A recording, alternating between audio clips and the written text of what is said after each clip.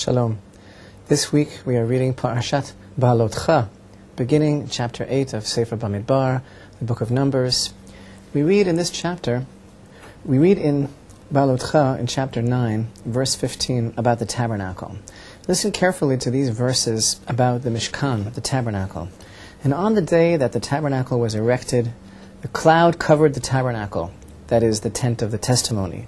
And at evening there was upon the tabernacle as it were the appearance of fire until the morning. So it was always. The cloud covered it by day, and the appearance of fire by night. And when the cloud was taken up from the tabernacle, then, after that, the children of Israel journeyed. And in the place where the cloud rested, there the children of Israel encamped. At the commandment of Hashem, God, the children of Israel journeyed, and at the commandment of Hashem they encamped. As long as the cloud abode upon the tabernacle, they remained encamped. Now you know, I have a serious question about all of these verses, because the fact is the tabernacle was to become history. When the Holy Temple was established in Jerusalem, the temple became eternal, and the tabernacle is really something that we can learn from now, but we're not returning to the tabernacle, we're rebuilding the temple.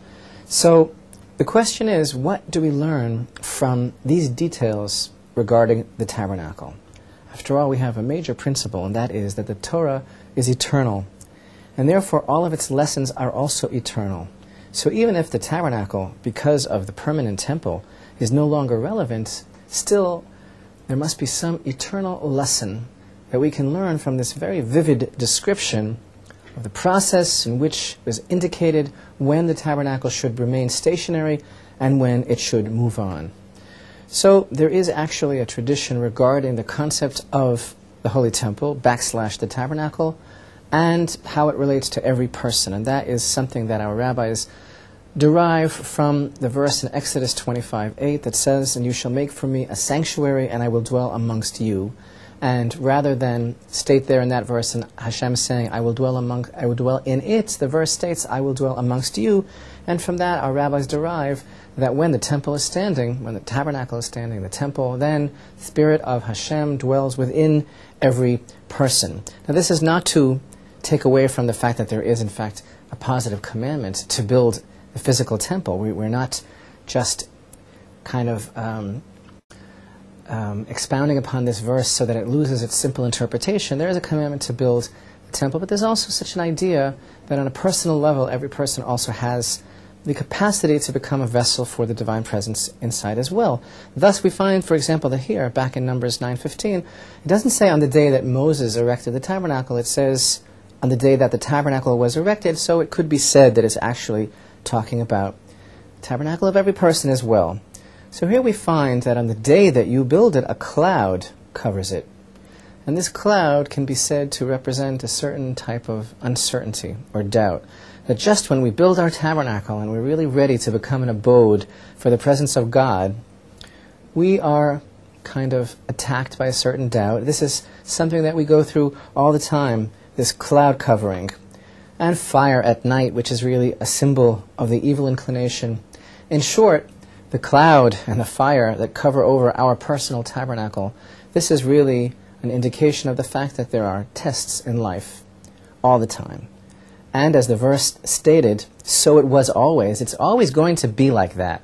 We're always going to have these tests, the cloud, the hester, the concealment of the divine presence in our own life, the doubt, the uncertainty by day, perhaps the fire of some sort of inner evil inclination that we're fighting at night. And we have to know that all of these tests are for the good, and they are basically leading us towards our personal tikkun, our rectification. It's part of our establishment of our personal tabernacle and our serving God. And as the verses indicate to us, when the cloud lifts, we have to know when to move. That's when the children of Israel travel, when the cloud lifts. In other words, the darkness will pass and we go on to the next level. The Torah here basically teaching us a deep understanding about our path in life, that life is one challenge after another, one test, clouds and fire. Actually, there's a tradition that corresponding to the 42 stations of encampment of the tabernacle in the desert, so also there are levels, maybe 42 levels in every single person's life that we have to go through. This is our tradition. But we have to remember that when the cloud departs, then the children of Israel are instructed to travel, moving on to another yet higher level of spiritual ascent towards our destiny. So, in every person's life, there are times of light and times of darkness, and sometimes there's really nothing that we can do about it. There is a certain kind of constricted consciousness, our sages refer to it, and we are in the dark, but we have to remember that that's also from God. Everything is at the hand of God, even the times of darkness in our own life. Even if we are in darkness, we still have a job to serve God, just like during the times of our enlightenments, we have to serve God from the midst of darkness, perhaps. And, of course, at that time, as the verse tells us, we don't go forward. We have to stay in one place. But we have to kind of relax and not feel bad, because the verse states, when the cloud tarried long upon the tabernacle, many days, then the children of Israel kept the charge of Hashem and journeyed not. So during those days of the cloud of darkness, our job is to keep the charge and perhaps not to go further and not to be critical of ourselves for whatever state that we're in. And at times like that, sometimes the cloud could be a few days on the tabernacle. According to the commandment of Hashem, they encamped, and according to the commandment of Hashem, they journeyed. And then we read, and at times it was that the cloud abode from evening until morning. Then they journeyed. Whether it was by day or by night that the cloud was taken up, they journeyed. Or whether it was 2 days or a month or a year that the cloud tarried upon the tabernacle, remaining over it, the children of Israel remained encamped and journeyed not.